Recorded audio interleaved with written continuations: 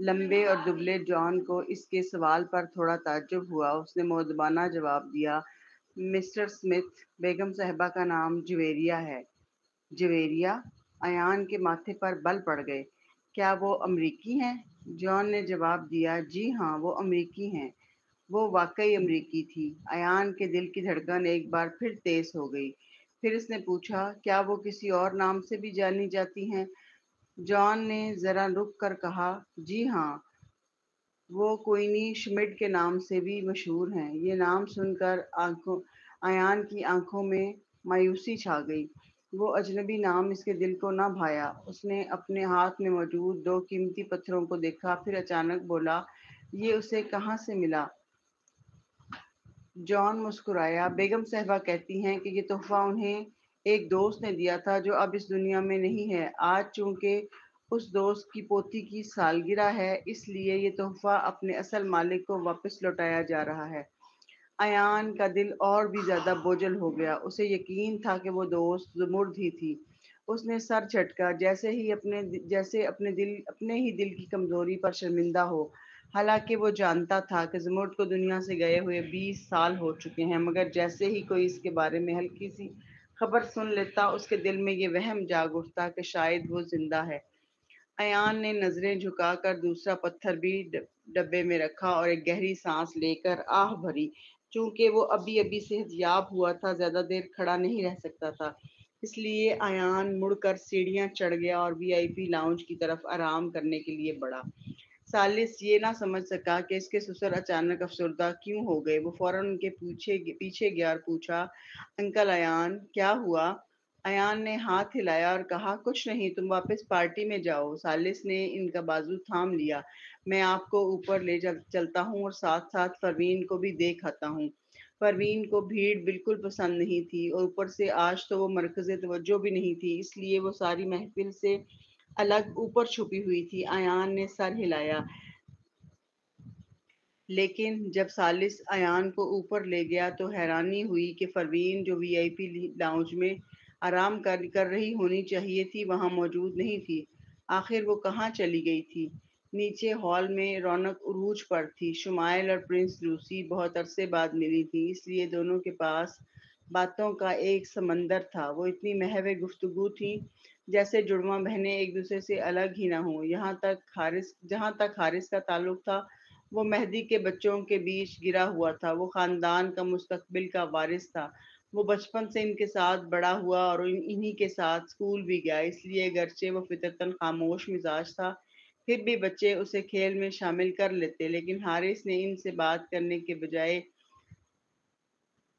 کمر موڑا اور ننھے بچوں کے گروپ میں شامل ہو گیا۔ مہدی کے خاندان میں آج بچوں کی سالگرہ منائی جا رہی تھی، اس لیے زیادہ تر مہمان اپنے ہم عمر بچوں کو ساتھ لائے تھے۔ بچوں کا ایک گروپ، جس کی قیادت میاں کر رہی تھی، شمائل اور پرنسس لوسی کو تنگ کرنے کی ہمت نہ کر سکا، اس لیے وہ سب حارث کے ارد گرد جمع ہو گئے۔ واہ، تم تو بالکل شمائل جیسے لگتے ہو، ایک بچے نے حارث کے گال کو چھونے کے لیے ہاتھ بڑھایا۔ میاں نے شرماتے ہوئے حارث کو مسکرا کر تحفہ دیا، یہ میں نے تمہارے لیے بنایا ہے حارث، دیکھو اچھا لگا؟ جب حارث نے تحفہ کھولا تو دیکھا کہ ایک تصویر تھی جن میں 3 بچے بنے ہوئے تھے۔ ان میں سے 2 ایک جیسے نظر آ رہے تھے۔ ایک سفید فراک میں وہ شمائل تھی، دوسرا چھوٹے سوٹ میں وہ خود حارث تھا، اور درمیان میں شرمیلی سی ننھی بچی میاں تھی۔ میاں نے ہچکچاتے ہوئے کہا، حارث، کیا ہم تینوں ہمیشہ ساتھ رہیں گے؟ جب حارث اور شمائل سمتھ خاندان کے ساتھ رہتے تھے تو وہ زیادہ تر میاں کے ساتھ ہی کھیلا کرتے تھے۔ حارث نے اس بات میں سر ہلایا، جی ہاں ضرور۔ شمائل شمائل برانڈن، جو اس وقت سے سکتے میں تھا جب سے اس نے حارث کو دیکھا تھا، اچانک چلایا، تم تو واقعی دونوں الگ الگ ہو۔ مجھے لگا تھا کہ تم اپنا چھوٹا سا کاٹ کر لڑکی بن جاتے ہو اور پھر دوبارہ اگ آتا ہے۔ سب حیران ہوئے، حارث بھی حیران ہوا۔ برانڈن بلک پڑا، میں نے تم پر اتنا بھروسہ کیا کہ یہ طریقہ سیکھنا بھی شروع کر دیا کہ کس طرح تکلیف کے بغیر اپنا چھوٹا سا کاٹ لوں۔ شکر ہے کہ ابھی تک عمل نہیں کیا، ورنہ برباد ہو جاتا۔ ایک لمحے کے سکوت کے بعد سب بچے ہنس پڑے۔ بچوں کی ہنسی متعدی تھی، ان کے قہقہوں سے پوری محفل گونج اٹھی۔ کونے میں جہاں کوئی دھیان نہیں دے رہا تھا، زینڈر اکیلا کھڑا، وہ ادھر ادھر خالی نظروں سے دیکھ رہا تھا۔ اس کا یہاں کوئی دوست نہیں تھا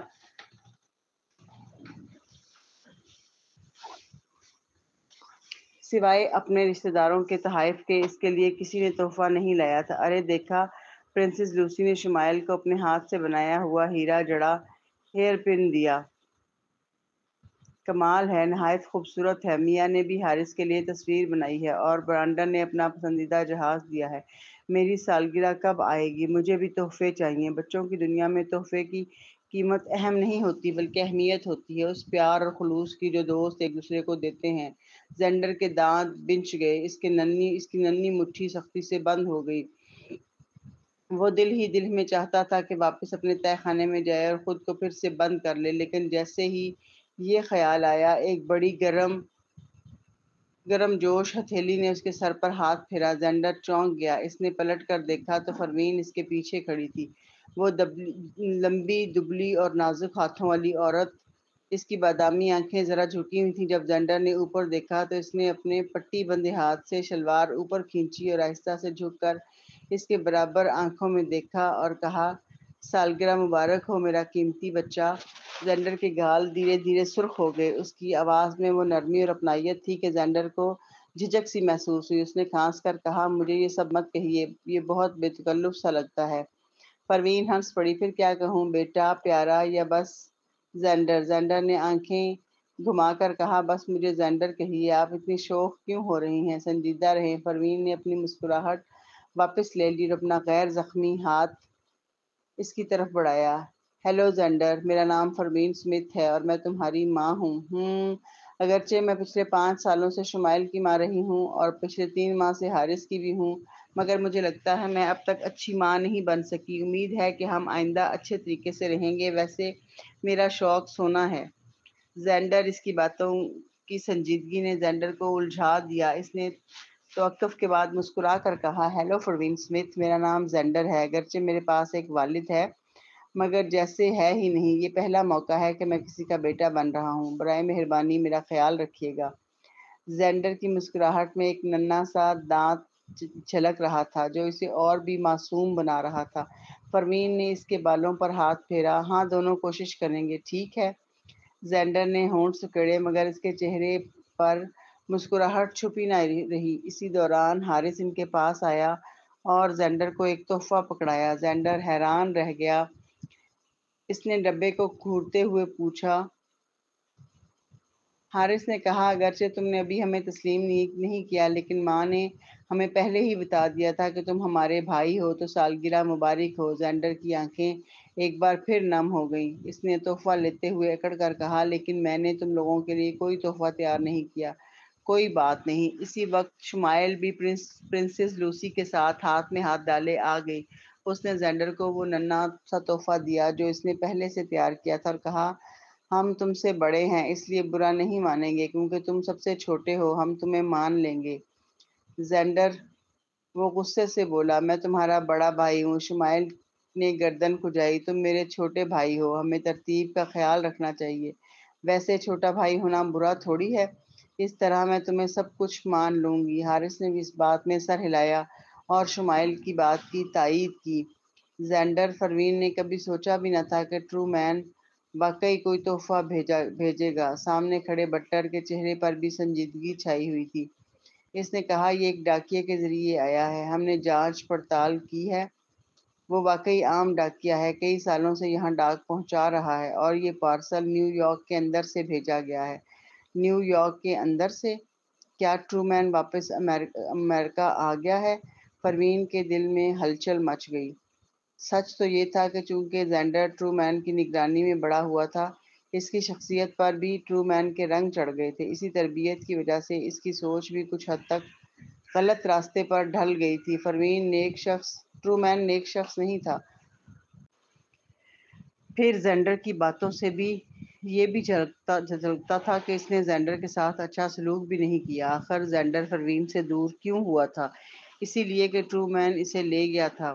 ایک سمگلر کو اس بات پر احسان مند تو نہیں کہا جا سکتا کہ اس نے بیٹے کو مارا نہیں۔ اس لیے پروین نہیں چاہتی تھی کہ زینڈر کا اور ٹرو مین کا کبھی آمنا سامنا ہو۔ اس کے نزدیک زینڈر محض ٹرومین کا مہرہ تھا، اور جس طرح ٹرومین نے رُت کے ساتھ بے رحمی دکھائی تھی، اس سے صاف ظاہر تھا کہ اس کا دل سخت تھا۔ پروین نے تحفے کا ڈبہ اپنے ہاتھ میں لیا اور آہستہ سے کھولا۔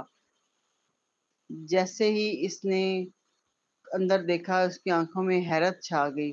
اس نے فوراً ڈھکن بند کر دیا۔ پرانی باتیں اور عثمان کی کہی ہوئی باتیں یکدم ذہن میں ابھری۔ اس کا دل تیزی سے دھڑکنے لگا۔ کیا ہوا؟ ابھی وہ کچھ گھبرائی ہی تھی کہ پیچھے سے ثالث کی بھاری اور گہری آواز سنائی دی، جس سے اسے ذرا سکون ملا۔ اس نے آگے اس نے پلٹ کر دیکھا اور آنکھیں سکیڑ لیں۔ وہ بولنے ہی لگی تھی کہ کوئی شخص ثالث کو دیکھ کر اس سے بات کرنے آ گیا۔ پروین خاموش رہی۔ ثالث نے کہا، انکل ایان اوپر لاؤنج میں ہیں، آپ وہاں چلی جائیں، میں ابھی آتا ہوں۔ ٹھیک ہے۔ پروین کی انگلیاں ڈبے کے گرد سختی سے جم گئیں، جیسے ڈر ہو کہ کہیں یہ گر کر ٹوٹ نہ جائے۔ اس نے گہری سانس لی اور اوپر چل دی، لیکن لاؤنج میں داخل ہونے سے پہلے نیچے سے حیرت بھری آواز سنائی دی۔ پروین نے نیچے جھانکا تو کچھ لوگ پنجروں کے ساتھ کھڑے تھے۔ ان پنجروں میں خرگوش، کتے اور بلیاں تھے۔ زینڈر خوشی اور حیرت سے ان کے گرد گھوم رہا تھا۔ نمبر 6، نمبر 3 اور ریبٹ نمبر 5، تم سب یہاں کیسے؟ پروین حیران ہوئی۔ یہ بٹلر ہی تھا جس نے پنجروں کو اندر لایا، اور یہ اس نے ثالث سے پوچھنے کے بعد کیا۔ پروین کے تذبذب میں ہونے کے دوران ثالث نے اپنے پاس آتے ہوئے شخص کو جلدی رخصت کیا اور اس کے قریب آیا۔ پروین نے خاموشی کے بعد پوچھا، کیا یہ بھی ٹرومین کے تحفے ہیں؟ جی ہاں، ثالث نے کہا۔ جب بٹلر نے مجھ سے پوچھا تو میں نے اجازت دے دی، چونکہ ٹرومین نے انہیں ہوائی جہاز کے ذریعے اتنی دور سے بھیجا ہے۔ اس کا مطلب ہے یہ اس کے لیے اہم ہے۔ پہلے تو انہوں نے زینڈر کو زیادہ اہمیت نہیں دی تھی، کیونکہ اس کی شناخت یقینی نہیں تھی۔ اب وہ دونوں چاہتے تھے کہ زینڈر کو سب کچھ دیں تاکہ اس کے دل میں اپنائیت کا احساس پیدا ہو۔ انہیں توقع نہیں تھی کہ ٹرومین جانور بھیج دے گا۔ آخرکار ان جانوروں کی موجودگی سے زینڈر کے دل میں باہر کے تہہ خانے کی یاد شاید ختم ہو جائے، اور انہی جانوروں کی رفاقت سے شاید وہ تھوڑا نرم بھی ہو جائے۔ وہ دونوں دروازے پر کھڑے نیچے اس گوشے کو دیکھ رہے تھے۔ کچھ لوگ بلی کتے پالنے کے شوقین ہوتے ہیں، اس لیے انہیں تعجب نہ ہوا کہ کوئی زینڈر کو یہ تحفے دے۔ بٹلر نے پنجروں کو ایک کونے میں رکھ دیا اور کہا، مسٹر زینڈر، ان جانوروں کے ٹیسٹ کرنا ہوں گے۔ ہمیں معلوم نہیں تھا کہ آپ کے پاس اتنے پالتو جانور ہیں۔ کیا آپ چاہتے ہیں کہ یہ سب آپ کے ساتھ رہیں، یا باغ میں ان کے لیے علیحدہ کمرہ بنا دیا جائے؟ اگر آپ چاہتے ہیں کہ یہ آپ کے کمرے میں رہیں تو پھر ساتھ والے کمرے کو بھی آپ کے ساتھ ملا کر بڑا کرنا پڑے گا۔ زینڈر نے بغیر جھجک کے جواب دیا، یہ میرے پالتو نہیں، میرے دوست ہیں، یہ میرے ساتھ ہی رہیں گے۔ بٹلر نے کہا، لیکن اس کے لیے آپ کو مہمان کمرے میں کچھ دن رہنا پڑ سکتا ہے، جب تک کہ نیا کمرہ تیار نہ ہو۔ مگر زینڈر تو جانوروں کے آنے کی خوشی میں خوش تھا، اس کے لیے یہ سب غیر اہم تھا۔ وہ ہاتھ ہلانے ہی والا تھا کہ حارث نے کہا، کیوں نہ تم ابھی میرے ساتھ رہ لو؟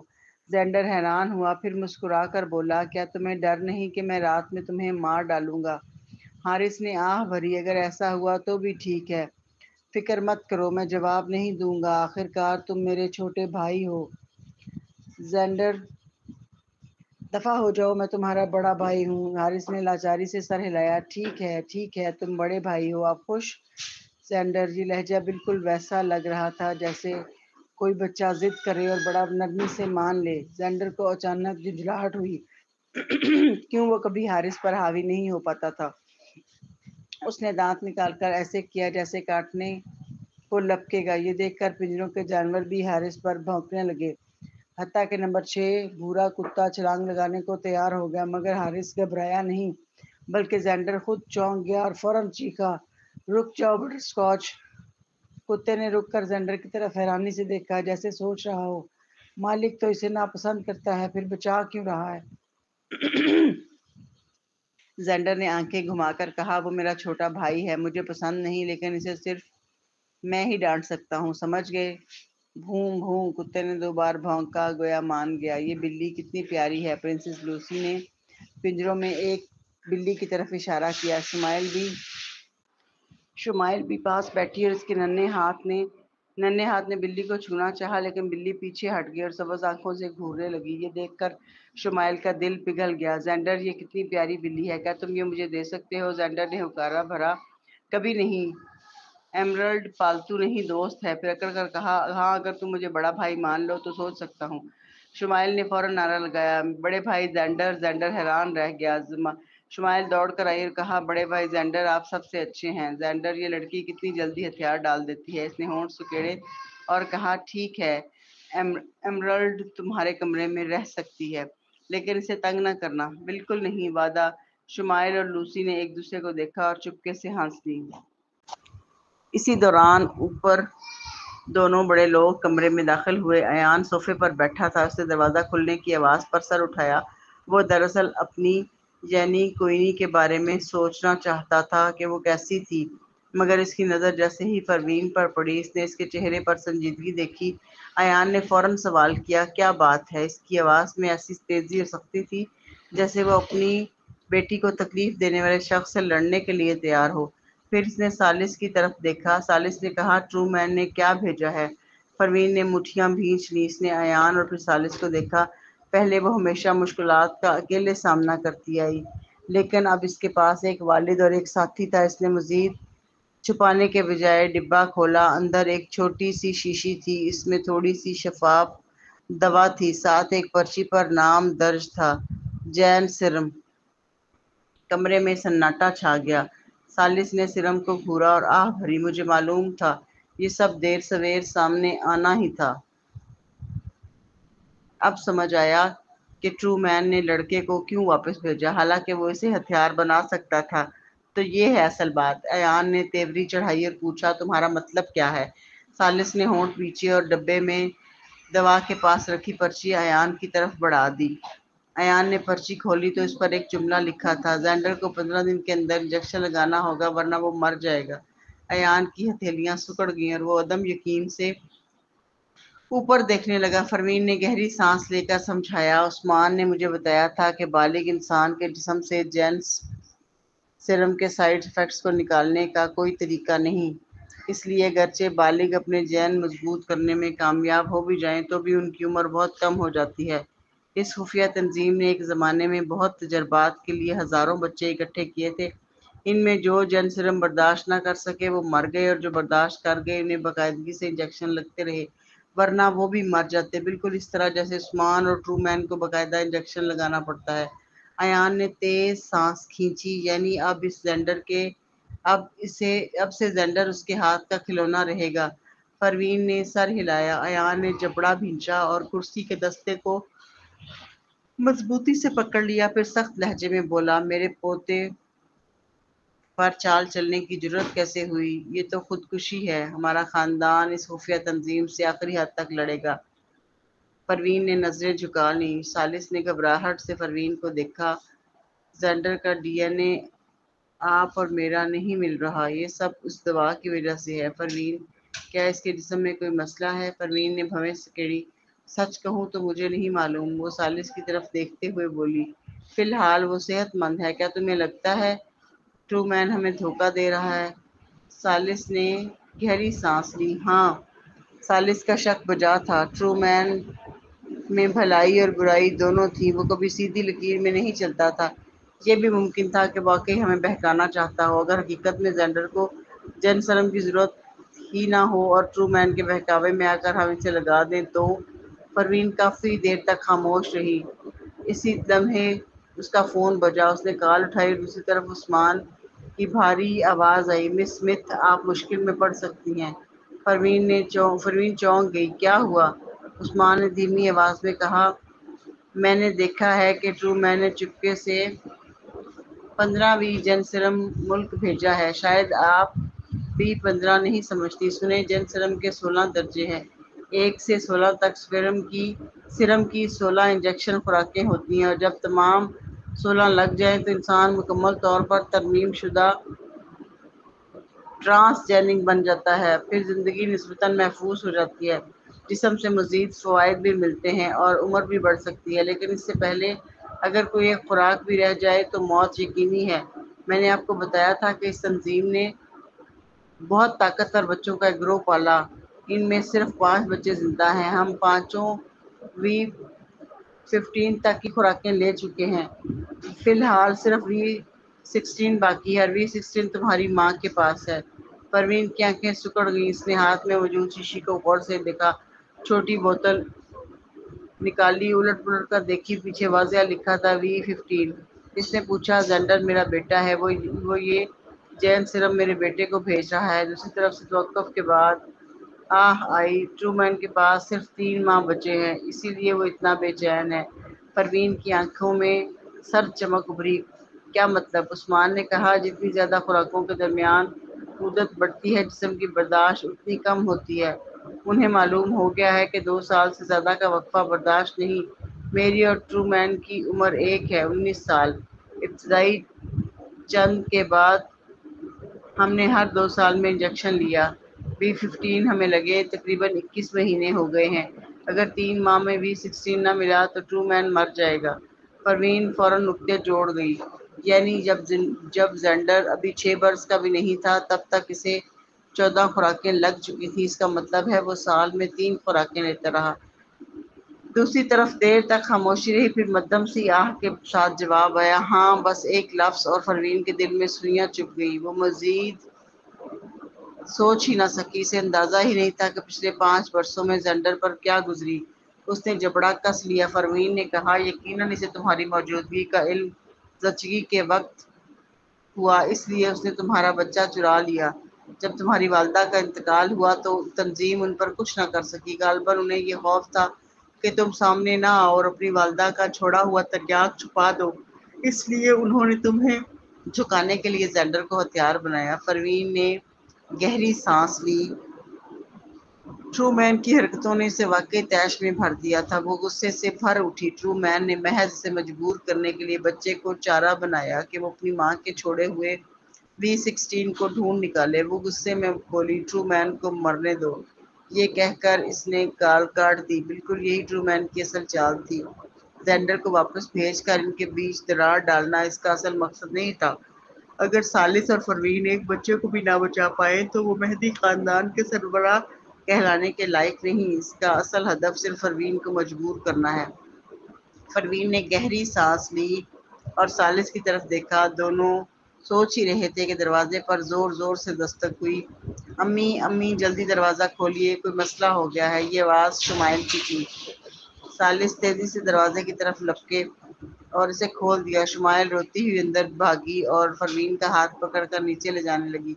इसकी आवाज आंसुओं से भीगी हुई थी। मम्मी, जल्दी चलें और बटर स्कॉच को देखें। बटर स्कॉच मजीद बर्दाश्त नहीं कर रहा। Butter scotch? परवीन की पेशानी शिकन आलूद हो गई, लेकिन वो अचानक समझ गई। वो शुमाइल से आगे बढ़ते हुए तेजी से नीचे उतरी। जैसे ही वो नीचे उतरी, बटलर आगे बढ़ा। जेंडर और बटरस्कॉच लाउंज में है। मैंने शोरगुल से बचने के लिए सिक्योरिटी को कहा है कि उन्हें वहां ले जाए। परवीन ने बटलर की तरफ सर हिलाया। यह सालिस का बटलर था जो हमेशा खुश इखलाक और मामला फहम रहा। ये सुनकर परवीन तेजी से लाउंज की तरफ बढ़ गई। अंदर कदम रखते ही इसने हारिस की आवाज सुनी, मेरी मम्मी तुम्हारी भी मम्मी है, वो डॉक्टर है, वो जरूर बटरस्कॉच को ठीक कर लेंगी, घबराओ नहीं। वह शहजादी लूसी भी खड़ी थी, जिसकी आंखें खौफ से फैली हुई थी। कदमों की आहट सुनते ही हारिस और लूसी ने सर घुमाया। हारिस की आंखें जगमगा उठी। वो दौड़ कर आया और परवीन का हाथ थाम लिया। इसने कोने में रखे हुए पिंजरे की तरफ इशारा किया।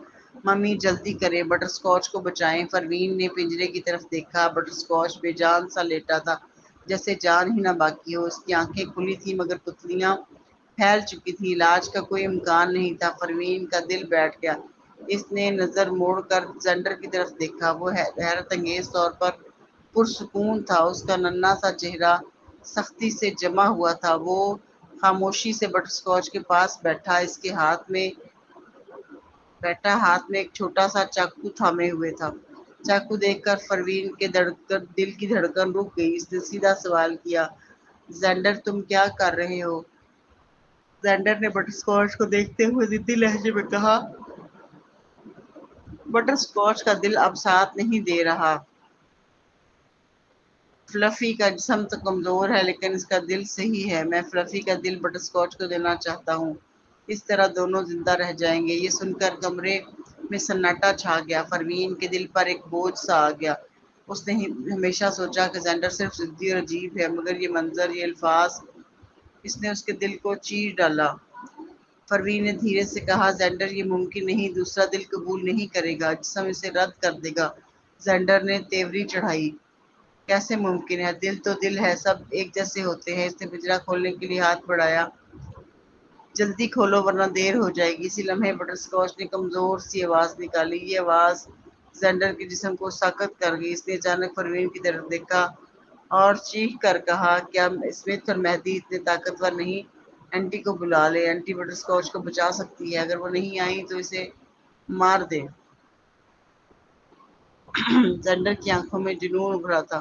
پروین نے آگے بڑھ سر پر ہاتھ رکھا، زینڈر میں ہی انٹی ہوں۔ یہ سن کر زینڈر کے قدم جیسے زمین میں گڑ گئے، وہ ہکا بکا رہ گیا۔ آپ انٹی ہیں، ممی جلدی کریں اور بٹر سکاچ کو بچائیں۔ یہ پہلا موقع تھا کہ اس نے پروین کو ممی کہا تھا، اور وہ بھی اسی وقت جب اس کی امیدیں ٹوٹ رہی تھی۔ پروین نے گہرا سانس لیا اور سر ہلایا۔ ٹھیک ہے، اس نے فوراً للی کو بلایا، للی کو فون کیا، للی فوراً مہدی ہاؤس پہنچو، ہمیں دل کے آپریشن کی تیاری کرنی ہے۔ للی کے پہنچنے سے پہلے سالس کی نگرانی میں تمام آلات اور میزیں سرجری روم میں منتقل ہو چکے تھے۔ للی نے کمرے میں قدم رکھا، کپڑے بدلے اور دستانے پہن کر فوراً پروین کی مدد کرنے لگی۔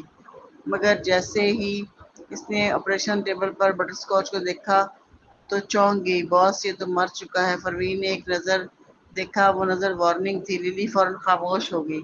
پروین کے دل کی گہرائیوں میں کھچاؤ سا پھیل گیا۔ وہ جانتی تھی کہ بٹر سکاچ مر چکا ہے، لیکن زینڈر کی آنکھوں میں پہلی بار جو التجا تھی، اس نے اس سچائی کو زبان پر لانے سے روک دیا۔ وہ لفظ ممی، جسے برسوں سے اس کے سینے میں دبا ہوا ایک خواب اچانک حقیقت بن کر ابھرا۔ دل اور عقل کے بیچ ایک خونی جنگ جاری تھی۔ ایک طرف ڈاکٹر ہونے کے ناطے اس کے علم نے صاف کہہ دیا تھا کہ کوئی علاج نہیں، دوسری طرف ماں ہونے کا احساس کہتا تھا کہ یہ لمحہ ضائع نہیں ہونا چاہیے۔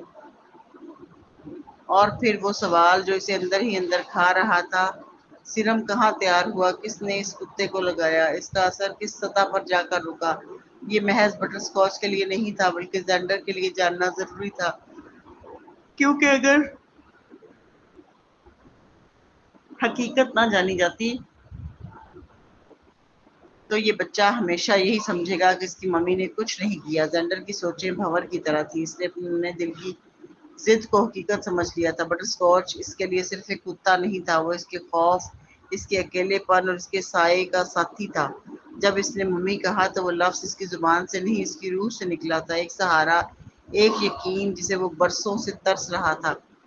اب اس کے اندر صرف ایک ہی سوال دہائی دے رہا تھا، اگر انٹی یعنی ممی سب کچھ جانتی ہیں تو پھر وہ بٹر سکاچ کو کیوں نہیں بچا سکتی؟ کیا مہدی اور اسمتھ خاندان کی طاقت بھی نہ کافی ہے؟ آیا یہ سب ایک جھوٹ ہے؟ کیا وہ بٹر سکاچ کی ساکت آنکھوں پر ٹکا رہا؟ خوف اور غصے کی ملی جلی لہر اس کے اندر بہتی رہی۔ وہ چاہتا تھا کہ ممی اسے جواب دیں، کوئی جھوٹا تسلی بھی نہیں، بلکہ ایسا جواب دے جو اس کے دل کے خلا کو پر کر دے۔ اس کا دل اب بھی بضد تھا کہ سیرم کا کوئی نہ کوئی راز ہے جو بٹر سکاچ کو واپس لا سکتا ہے۔ پروین نے اپنے دل ہی دل میں فیصلہ کیا، وہ جانتی تھی کہ یہ بچہ بکھر جائے گا اگر اسے محض مر گیا کہہ کر ٹالا گیا۔ اسے سچائی ڈھونڈنی ہوگی، اسے یہ جاننا ہوگا کہ سیرم نے کس مرحلے پر فیل کیا۔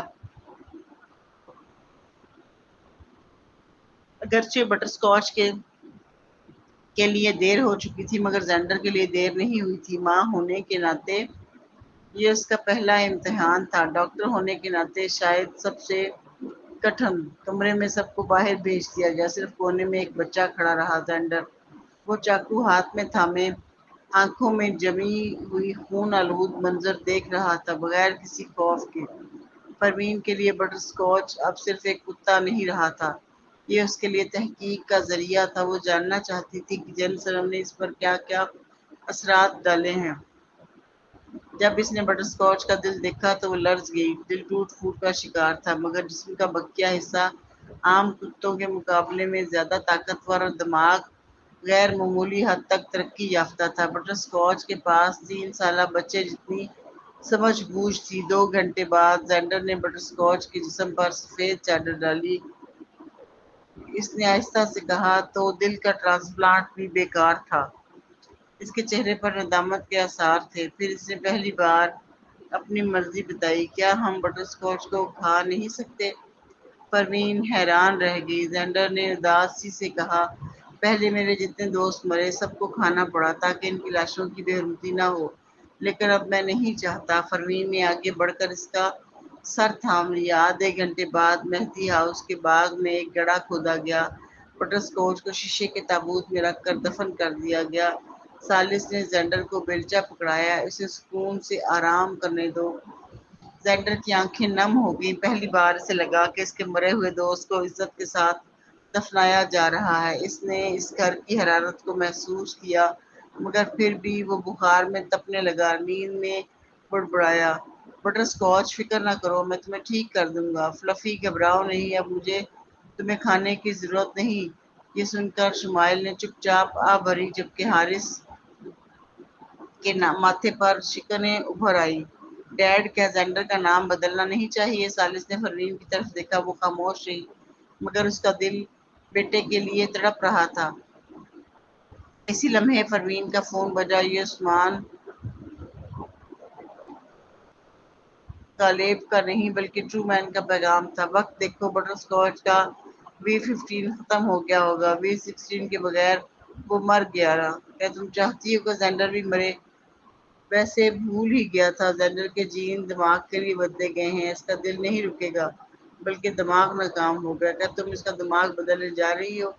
और हाँ, चूंकि वो बच्चा है, V15 के बाद इसके पास सिर्फ 3 माह है। तुम्हारे पास भी इतना ही वक्त है जैसे मेरे पास।